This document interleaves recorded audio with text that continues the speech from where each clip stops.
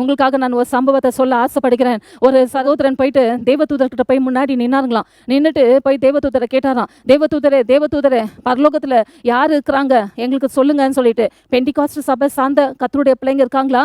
தேவதூதரே, பரலோகத்துல யார் இருக்காங்க சொல்லுங்கன்ட்டு. அப்ப அந்த தேவதூதர் சொன்னாராம், இல்லப்பா, அங்க வந்து பெண்டிகாஸ்ட் யாருமே இல்லன்னாங்களாம். ஆமாவா, பெண்டிகாஸ்ட் யாருமே இல்ல. அப்ப வேற யார் இருப்பாங்கன்னு சொல்லிட்டு, தேவதூதரே, ஒரு வேளை வந்துட்டு சிலோன் பெண்டிகாஸ்ட் இருப்பாங்களான்னாங்களாம்.